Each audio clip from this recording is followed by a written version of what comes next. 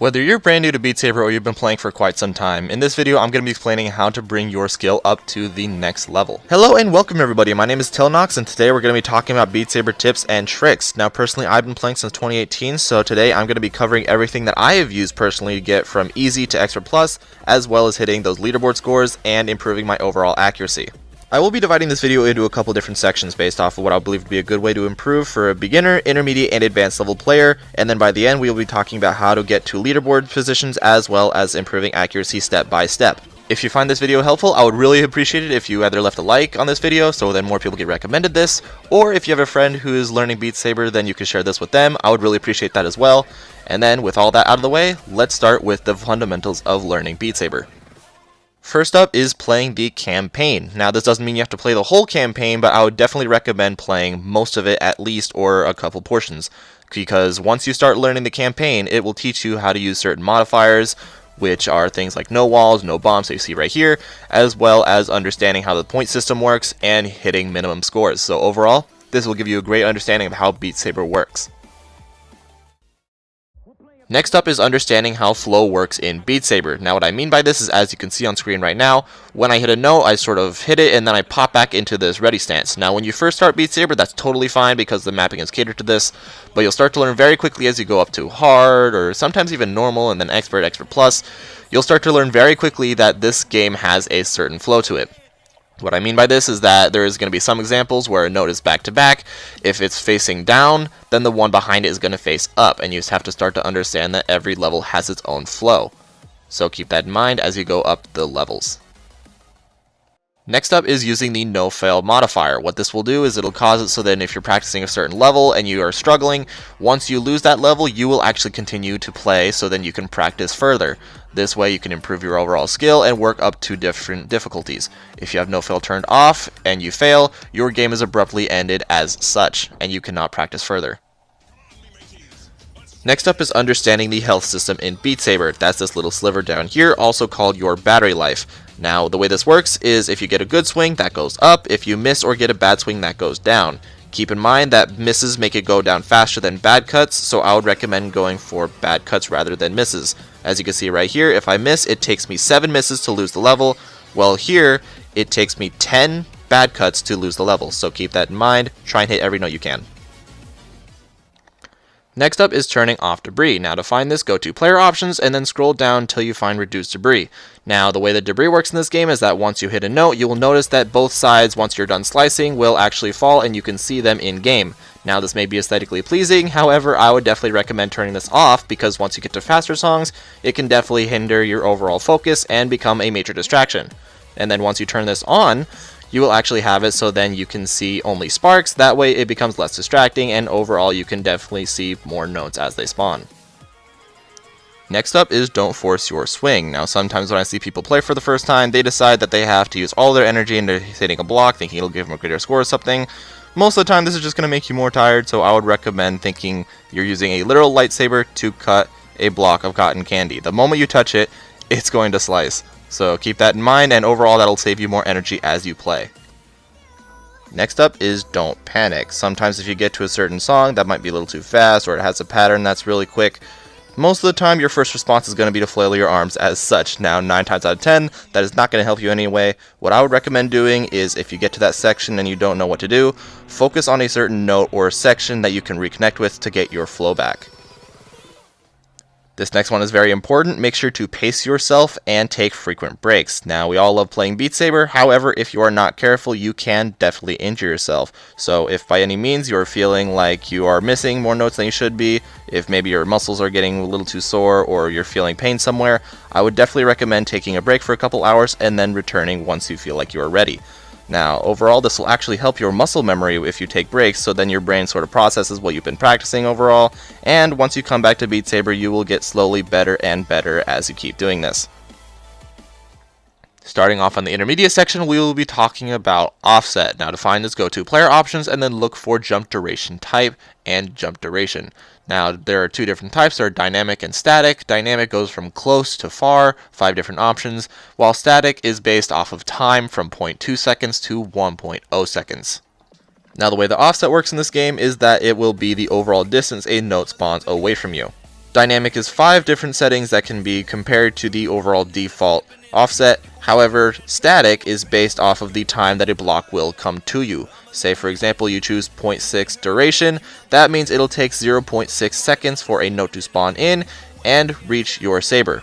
Personally, I use static more than dynamic because you get more options when you choose an offset. Now, if you were to actually use a static, I would recommend anywhere from 0.5 to 0.8, depending on how fast the song is and how many notes there are in it. Because if you have a lower offset, this will mean that the notes will spawn in closer to you, however, there will be less on screen, so you do not need to focus on all of them at once, and it will make it overall a lot easier to play, especially as you get to those higher level songs. Next up is finding a good controller grip. Now this totally depends on what type of headset you use, whether it's PlayStation VR, Valve, Quest, whatever it is. They are all different because the controllers themselves are different. Now I'll put on some pictures right on screen right here so you can see what types there are. But overall, if you wanted to test out some of these for yourself, I would highly recommend that because they all have their own pros and cons, whether it's for grip purposes or overall accuracy. I would definitely experiment with them as you start playing more. Next up is using the practice tool. This is incredibly useful. I have used this many times. It is absolutely amazing. The way that this works is you have to choose a timestamp of a part you're struggling on in a song, and then you can speed it up or slow it down as you so please. Let's say for example on Spin Eternally on this section, I noticed a lot of people struggle with this, so if you wanted to, you could slow it down to say 70% like I am right now, and you could practice and then slowly work your way up until you hit 100%, so you can finish the song at a normal speed. Now, if you want to do this with any other song, you can, and if you really want to challenge yourself, you can speed it up as well. That is totally up to you. Next up is using left-handed mode. Now to find this, go to player options, and then near the top it should be right here. Now the reason why this is important, let's say I'm right-handed. If I were to do right-handed only, I'll be focusing more on my right hand rather than my left, and the overall slicing ability that I have between both hands will be different. So if I were to change to left-handed mode, I would be more reliant on my left hand rather than my right, therefore making the slicing ability for both hands as equal as possible. Next up is increasing the speed of the level you are working on. Now this might seem a bit backwards compared to what I said for the practice tool. However, if you want to work on a level and overall do much better, I would recommend bringing up the level speed to about 30 or 40% extra. That way you work on your reaction time, and when you go back to the normal level, it'll feel much slower because your reaction time has slowly started to improve. Next up is experimenting with modifiers. You can find those on the left right here, and there are a total of 15. The reason why this is important is because they can either make a level easier or they can give you an extra challenge, and in some cases, depending on what modifier you use, they can actually increase or decrease the overall score you can achieve in a level. Now let's say for example on disappearing arrows or ghost notes, they will tell you a certain percentage that they will add onto your score by the end of a level if you pass with that modifier enabled. Keep in mind this does not apply to every single modifier, so keep that in mind before you change up your game and make it challenging. Now this next section will be mostly for the advanced level players. These are people who have been doing higher level expert levels as well as started doing expert plus. Now keep in mind if you are a new expert plus player that a lot of these tips might take a while to get used to, because personally I think that the biggest leap in difficulty is definitely between expert and expert plus. But I will do my best to explain how everything works here and how to improve to get to those higher level expert plus levels. So let's start with understanding that every level has its own uniqueness. What I mean by this is when you do expert plus regularly, you will start to understand that there is one thing in every level that sets it apart from everything else, which means that overall it might take you a bit of time to understand how one level works, but it might take you just a quick second to understand how another level works. So overall, this is all just good in time. You have to just practice as much as you can to understand every level as it comes to you. Next up, if you're still trying to learn Expert Plus, I would recommend that you don't overswing. This way, once you start doing Expert Plus, you don't have to worry about your score, you just try and hit as many notes in the correct way as possible. This will help you build a baseline for your overall muscle memory on that level, which you can do on multiple levels, therefore increasing your overall skill in Expert Plus as a whole. Next up is understanding when to use your arm movement rather than your wrist movement, and vice versa. Now, as you can see on screen right now, there's a couple sections in the song that are somewhat fast and a couple sections that are somewhat slow. Now, typically when you have a faster section, you do want to use your wrist because you can cover more distance in a shorter amount of time, whereas if you use your arm, you do not need to worry about your wrist and get those slower sections just fine. And my final tip is becoming a speed player. Now this is super simple. All you do is play an Expert Plus level you are comfortable with, and then speed it up as much as you would like. Now this is more of a challenge rather than as a tip, so you do not have to do this if you do not want to. But if you want to play this, I would check the notes per second on a level as well as the note count, and starting from the bottom and work your way up to improve your overall reaction time and just have a more challenging experience after beating Extra Plus. This is just, again, more like a challenge, so you do not have to do this if you do not want to. So now you know how to play Extra Plus, but we also need to understand how to get to those leaderboard scores. Now I will say, once you start trying to get to leaderboards, you're almost 100% of the time going to have to start using modifiers such as Ghost Notes, Disappearing Arrows, Faster Song, and Super Fast Song. The reason why is because these give out bonus multipliers to your overall percentage score, therefore increasing your score further than what you would have gotten without those modifiers enabled. However, be aware that once you start going for leaderboards, this is going to take a lot of practice because you're going to be going up against players who have been doing this much longer than you, therefore have more experience overall in the game. So, to give you an upper edge, let's talk about how to actually improve your accuracy and get higher scores.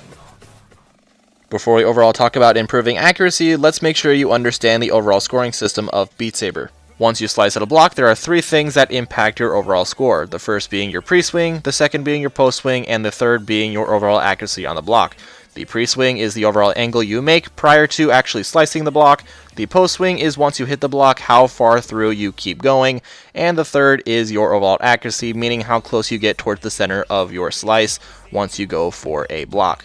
Now, overall, in total, these will give you a maximum score on a single note of 115. 70 points going to the pre-swing, 30 points going to the post-swing, and 15 points going to the accuracy of the center of the block. To get the first two, you have to get a overall distance of 160 degrees. 100 degrees going to the pre-swing, as well as 60 degrees going towards the post-swing. This can mostly be done if you just use your wrist as a flicking motion. That way you can get it in a very short amount of time. However, those last 15 points are usually what makes a good cut turn into a great cut. So let's start by talking about how to get as good of a score as possible in every single note location. So most of you should know already how Beat Saber works in terms of location. There is 12 different blocks that can spawn in a 4x3 grid.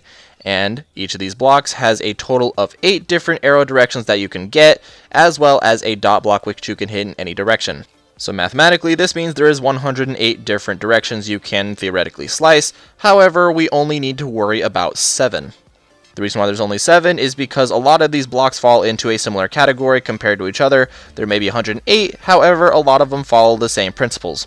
However, I want to let you know that these tips might vary in usefulness from person to person since everybody has a different body type. So these are going to be more like guidelines, and these are going to be what I have used personally to increase my overall accuracy. So let's talk about the centermost blocks. These are going to be all the 6 locations that are in the second and the third column. Now these ones are super simple to hit. All you need to do is use your shoulder line. This one is just a simple up and down movement. You do not need to extend your shoulder outward. Now these next ones are going to be the outermost blocks. These ones are very similar to the one that was said previously, however they're a little bit trickier. Most of the times if people get bad accuracy cuts on these, that is because they're tending to overcompensate their cuts. What I mean by this is sometimes they'll try and aim for that center part, except since they're using the tip of their blade, they're actually going farther than they intended. So what I would recommend is once you go for a slice in these locations, you should bring your slice closer to your body line, therefore getting towards the centermost part instead of going outwards. Starting off on the right and left directional slices, we will be talking about the bottom row. Now, whether it's the bottom, the top, or the middle row, a lot of this also comes down to overcompensating your swing. But the key factor in making sure that you get a good swing is your overall player height. If you have a higher player height, you might want to swing lower in order to get a good score on these. If you have a lower one, you might want to swing higher. Now, overall, this just comes to trial and error, so it is the exact same. Just try not to overcompensate your swing. Same thing with the middle row. A lot of this comes down to overcompensating your swing. Now, I might be sounding like a broken record player when I talk about this, but usually that is the case whenever you have accuracy issues. Now, personally, my overall height in game is at 155, meaning that the block is at my head level. So in that case, I would usually want to swipe a little bit lower than I would want to intend, because that way I would be hitting it with the tip of my saber and trying to hit towards the center as much as possible. Now when it comes to the top row, this one's a lot simpler to work with because in most cases the arrow is going to be at either your head level or above your head level, so in both circumstances you're going to have to swing more towards the lower end since the tip is going to be going towards the actual center farther than you would have originally compensated for. That way you will get greater accuracy with your swings. Now moving on to the tricky ones, let's talk about the downward directional arrows pointed to the bottom left and the bottom right. Now it doesn't matter if they're pointed the bottom left or the bottom right, this works for either of them. What I would recommend doing is most of the time try and aim for the upper end of that arrow, because in most cases when you go for the center, you're actually aiming towards the bottom, therefore giving you a bad accuracy score. So aim for the top. And the good thing about this is this works for every single one of the 12 spawning locations, so you can use this at any point that you would like. And finally, we have the top left and the top right arrows. Since you know how to do the bottom left and the bottom right, you basically know how to do these ones as well, except the exact opposite. Since you had to do the more towards the upper end of the arrows for those ones, this one you have to do more towards the bottom end in order to get a better accuracy score. This one is the exact same as the other one. It works for all 12 locations, so keep that in mind. This one works just the same. So there you go, there are my 18 tips for getting from easy to expert plus and getting to leaderboards and improving your accuracy. I hope this helped you out, and if it did, please leave a like or share with a friend. I would really appreciate that. And if you have any other questions or tips you want to give to people, please feel free to leave them in the comments, and if you have questions, I will try and answer them the best I can. But thank you all so much for watching, and I will see you guys next time. Later, everybody!